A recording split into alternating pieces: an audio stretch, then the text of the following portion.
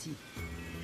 Combien de fois nous comportons-nous d'une manière déplaisante simplement parce que nos circonstances ne se déroulent pas comme prévu? Restez avec nous, donc jouissez de votre vie.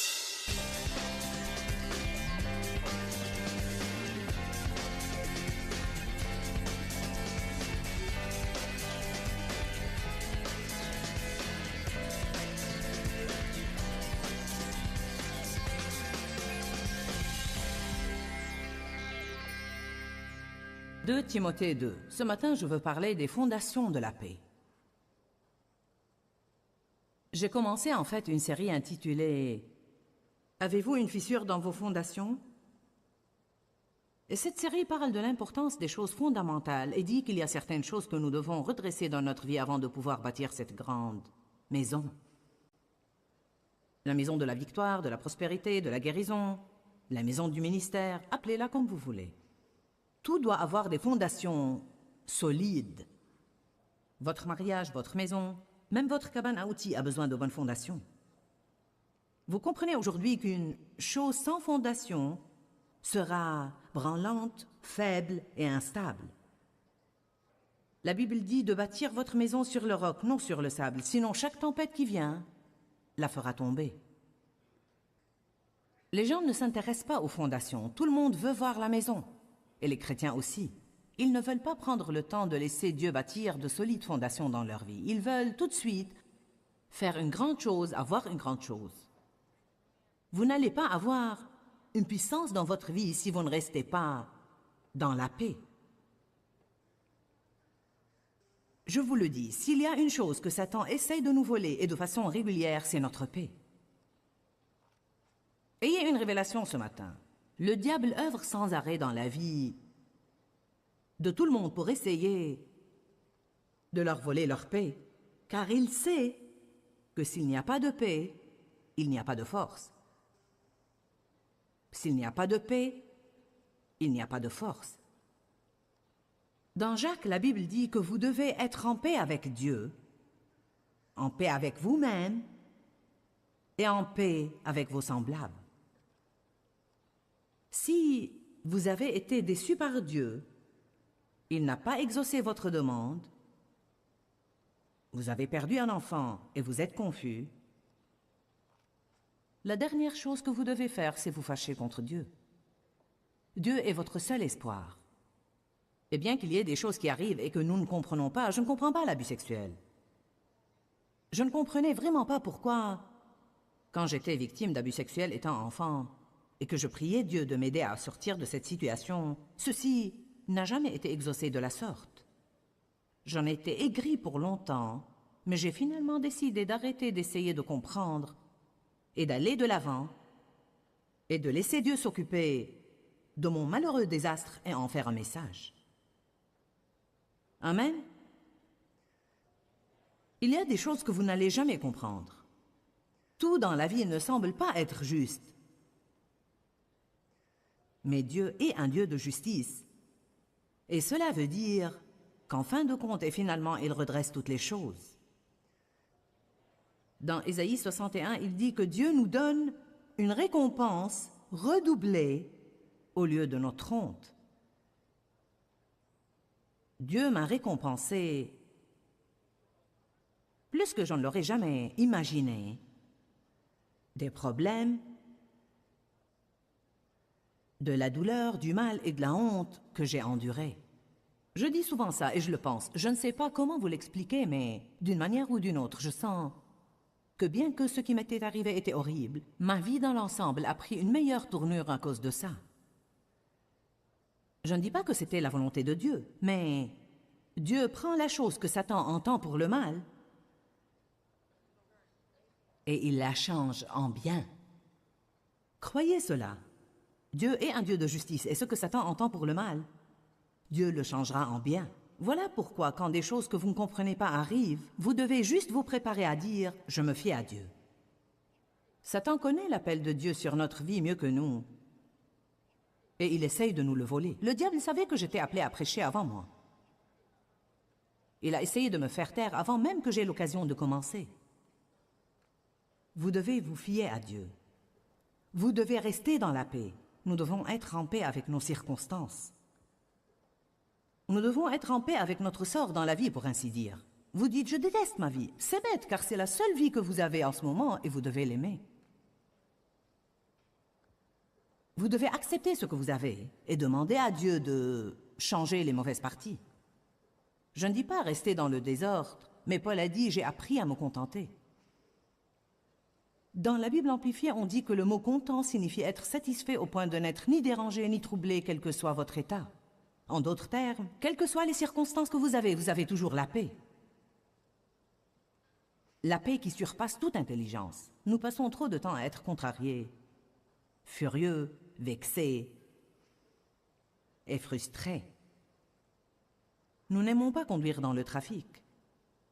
Nous n'aimons ni notre travail, ni les gens au travail. Nous n'aimons ni ceci, ni cela. Nettoyer la maison nous exaspère. Nous sommes exaspérés à l'épicerie. Les prix élevés nous exaspèrent. Savez-vous que l'exaspération vous vole votre paix? Ce sont ces petites choses qui tirent sur votre paix toute la journée. Notre pain nous exaspère, nos enfants nous exaspèrent, nous sommes exaspérés, exaspérés, exaspérés. Nous avons besoin de paix. Je veux que vous m'écoutiez aujourd'hui avec les oreilles de votre tête et les oreilles de votre esprit. J'aime vraiment prêcher sur la paix, car c'est merveilleux que vous ayez la paix dans votre vie. Et c'est très amusant de pouvoir voir le diable, presque visiblement, faire le poirier pour essayer de vous contrarier. Et vous avez appris le secret de comment rester en paix, que quand vous restez en paix, vous êtes les vainqueurs. S'il ne peut pas vous contrôler avec ses intrigues, il ira trouver quelqu'un d'autre pour le tracasser. Jeudi, quand nous sommes arrivés ici, nous sommes montés 13 étages à notre chambre d'hôtel avec tous nos petits bagages. Je ne me sentais pas très bien car j'avais un virus. Je voulais entrer dans ma chambre et me coucher et me reposer avant la réunion du soir. Mais nous n'avons pas réussi à ouvrir la porte avec aucune de nos clés. Vous savez, je connais déjà le secret. Gardez votre paix. Mon frère a dit quelque chose, je ne sais pas ce qu'il a dit, quelque chose comme quoi c'était exaspérant. Et j'ai dit, descends pour chercher d'autres clés et sois gentil. Parfois, quand nous sommes exaspérés, nous ne sommes pas gentils. Je m'adresse à vous ce matin. Je ne m'adresse pas à moi-même, je m'adresse à vous. J'en ai besoin. J'écoute pendant que je parle. J'ai dit, quand vous êtes exaspéré, vous n'êtes pas gentil. Combien de fois nous comportons-nous d'une manière déplaisante simplement parce que nos circonstances ne se déroulent pas comme prévu? Bonjour. Impatient. Ça n'a pas marché de la façon que je voulais. Pourquoi pensez-vous que nous avons le fruit de l'esprit? L'un d'eux est la maîtrise de soi. Paul dit qu'il tient sa chair assujettie. Ne laissez pas vos sentiments charnels vous gouverner. Restez en paix.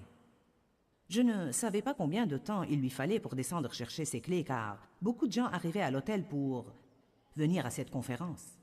Probablement 200.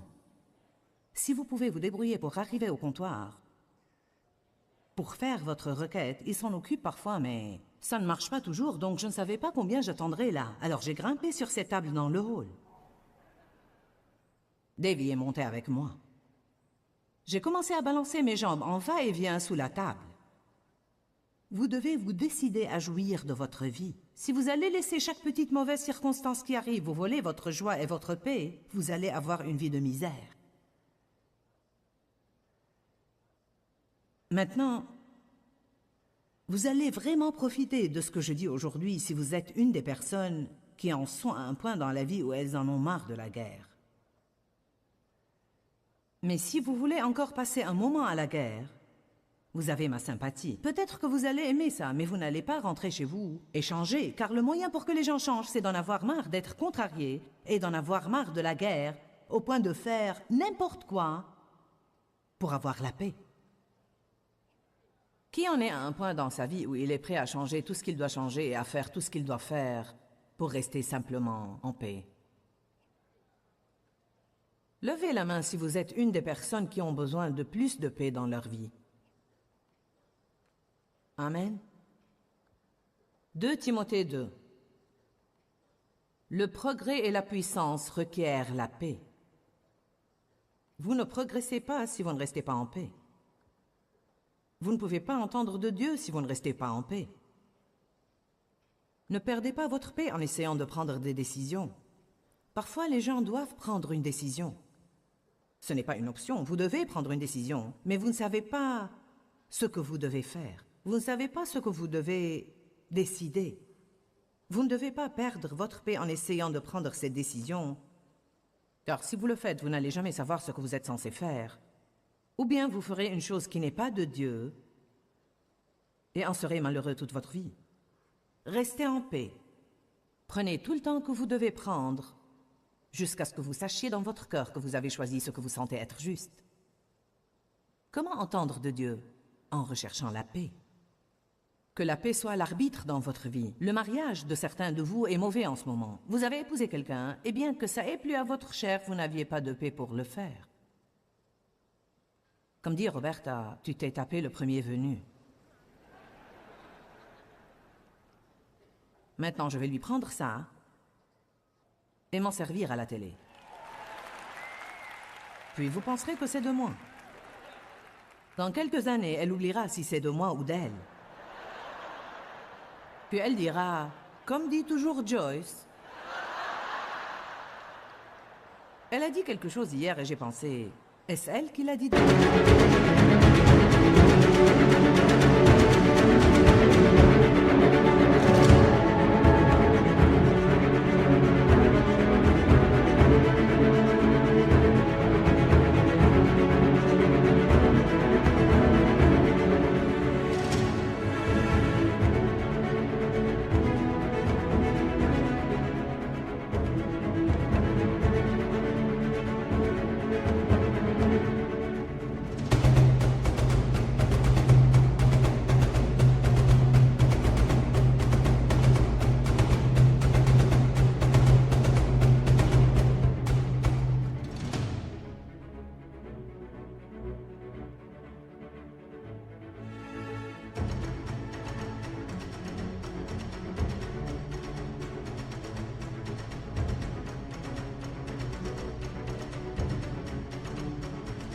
D'abord ou moins.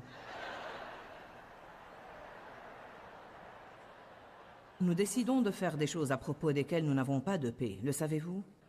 Cette salle est pleine de gens qui ont acheté des choses à propos desquelles ils n'avaient pas de paix, et dit et ont fait des choses à propos desquelles ils n'avaient pas de paix, et pris des engagements à propos desquels ils n'avaient pas de paix. Nous ne pouvons rien si nous ne recherchons pas la paix. Il n'y a pas une chose que quiconque peut faire pour vous aider à avoir une bonne vie si vous n'allez pas rechercher la paix, car Jésus est le roi de la paix et le roi de la justice. Il est le prince de la paix. Si nous le suivons, nous devons ressentir la paix. 2 Timothée 2,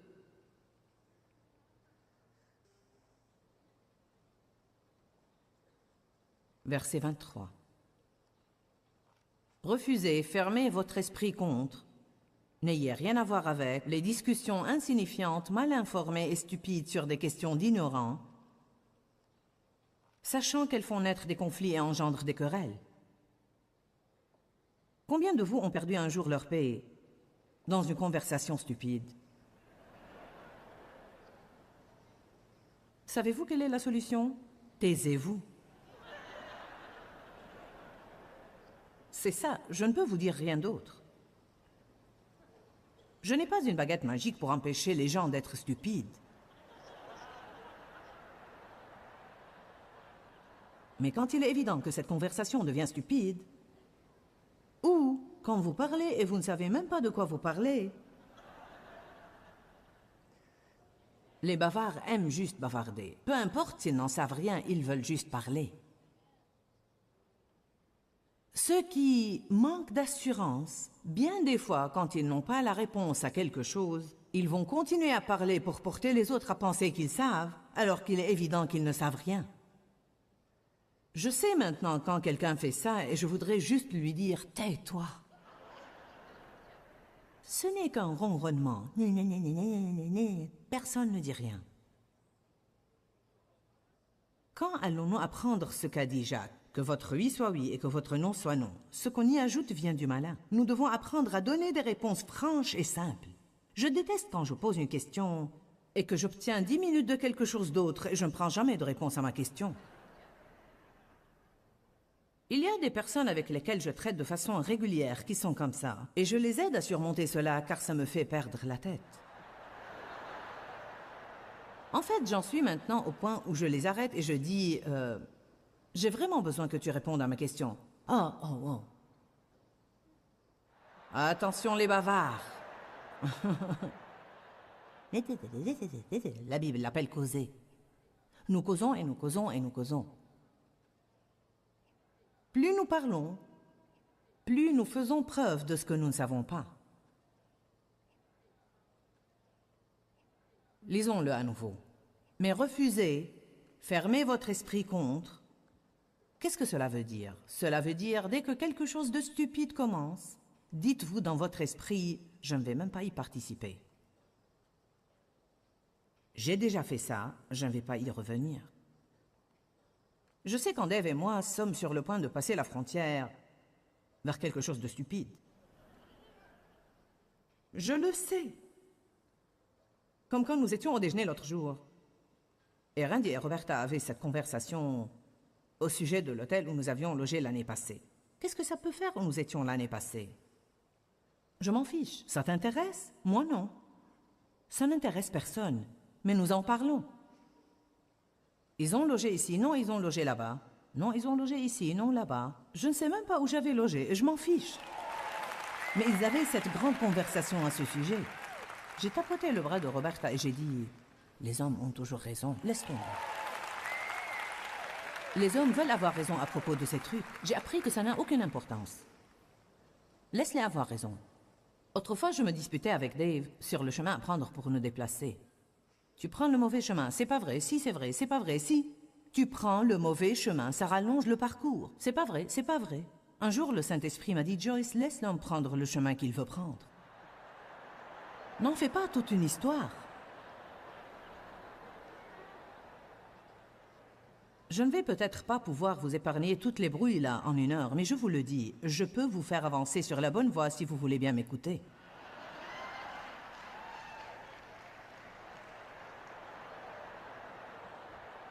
Taisez-vous. Qu'a enseigné Joyce aujourd'hui? Elle a dit « taisez-vous ». Ça doit se trouver quelque part dans la Bible. « Taisez-vous », dit le Seigneur.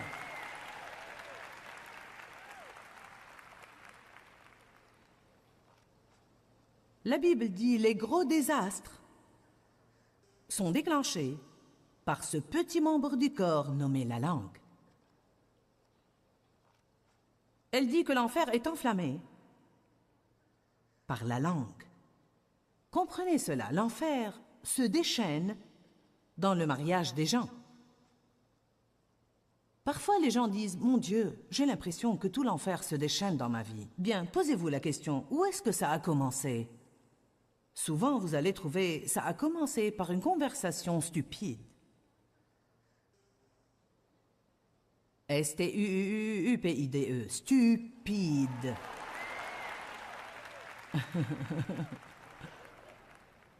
Vous dites, je ne pense pas qu'un prédicateur devrait utiliser le mot stupide. Vous feriez mieux de parler au Saint-Esprit car il dit « Fermez votre esprit contre, n'ayez rien à faire avec les discussions insignifiantes. » Insignifiant veut dire quelque chose qui n'est pas important. Mal informée, peu édifiante et stupide sur des questions d'ignorants. Car savez-vous ce qu'elles font? Elles provoquent les gens et entraînent les conflits et les gens commencent alors à se quereller. Un serviteur du Seigneur ne doit pas se quereller, lutter, affronter. Au contraire, il doit être affable envers tous, d'un caractère doux, préservant le lien de la paix.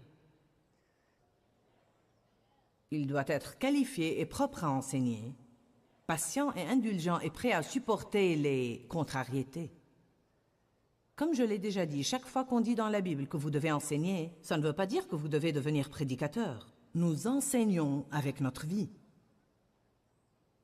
J'aime ce qu'un de nos dirigeants a dit l'autre jour. Ce que nous permettons est ce que nous enseignons.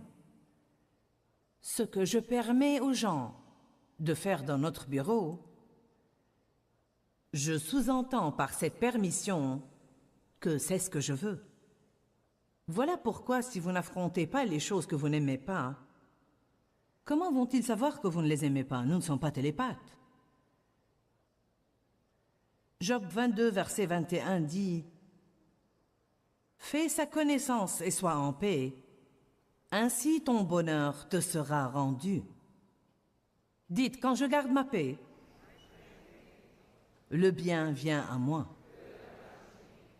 Quand je perds ma paix, les mauvaises choses viennent à moi. Dites-le à nouveau, quand je garde ma paix, le bien vient à moi. Quand je perds ma paix, les mauvaises choses viennent à moi. Quand vous perdez votre paix, vous aurez un mal de tête, un mal d'estomac, une crise de nerfs, une mauvaise attitude, un torticolis. Piquez une bonne crise et voyez ce qu'elle va vous coûter. Beaucoup. Il faut en réalité beaucoup d'énergie pour se mettre en colère. Le temps de finir d'être en colère une demi-journée, ensuite endurer les horreurs émotionnelles d'essayer de surmonter cela et de pardonner à quelqu'un, vous êtes comme « Mon Dieu !»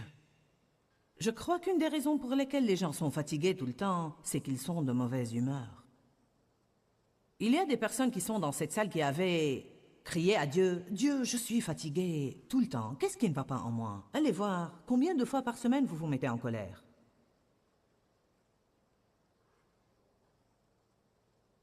Vous souriez si joliment, vous avez tous l'air si innocents. Vous vous dites « Je me demande à qui elle s'adresse. » Qui se met en colère plus de 10 fois par semaine?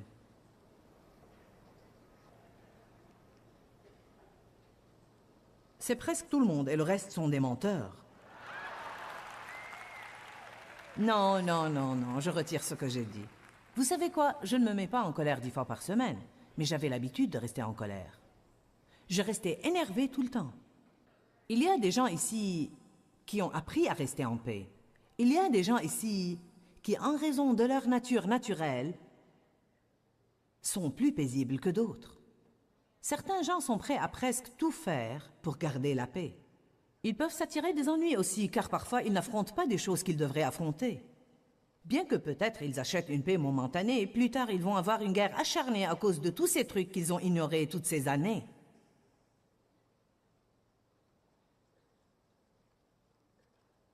Nous devons savoir affronter quand il le faut et pourtant rester en paix. M'avez-vous entendu? Nous devons savoir affronter quand il faut et pourtant rester en paix. 1 Pierre, chapitre 3. La paix est une chose fondamentale. Vous n'avez pas à essayer de bâtir un grand ministère avant d'avoir la paix dans votre vie. Versets 10 et 11.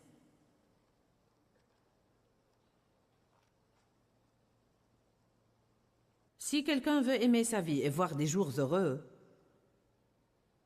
heureux que ce soit apparent ou pas, qu'il préserve sa langue du mal et ses lèvres des paroles trompeuses. Donc il dit que la première chose que vous devez faire si vous voulez avoir la paix et jouir de la vie,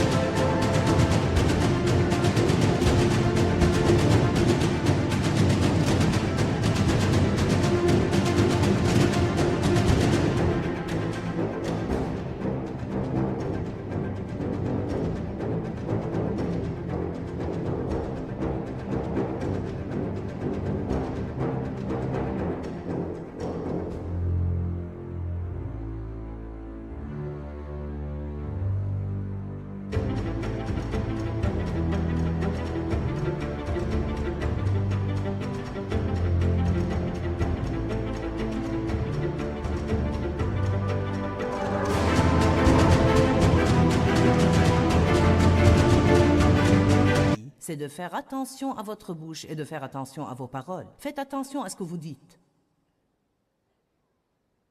Qu'il se détourne du mal et le fuit, et qu'il fasse le bien. Qu'il recherche la paix. Harmonie, tranquillité des craintes, des passions troublantes et des conflits moraux, et la poursuivre ardemment. Ne vous limitez pas à désirer des relations paisibles avec Dieu, avec vos semblables et avec vous-même, mais poursuivez-les et recherchez-les. J'attendais toujours que la paix tombe sur moi. Dieu, je veux la paix, je veux la paix. Mais vous savez quoi? Je ne faisais rien d'agressif pour l'avoir. La paix est une des fondations de notre vie que nous devons veiller à garder très, très, très solide. Dans 1 Pierre 3,11, la Bible dit « Ne vous limitez pas à désirer des relations paisibles avec Dieu, avec vos semblables et avec vous-même, mais poursuivez-les et recherchez-les. » La Bible dit de rechercher la paix et de la poursuivre avec Dieu, avec vous-même et avec les autres. Oui, vous devez poursuivre la paix, car sans elle, vous avez sans doute une fissure dans vos fondations. Nous voulons vraiment vous encourager à faire fortifier tous ces domaines dans votre vie pour empêcher Satan de continuer à se jouer de vous, en vous mettant en colère à propos de toutes sortes de choses qui vraiment n'ont aucune importance. Vous savez, quand vous changez pour le mieux, les gens autour de vous changent aussi pour le mieux. Soyez des chrétiens engagés qui veulent vraiment aller jusqu'au bout avec Dieu.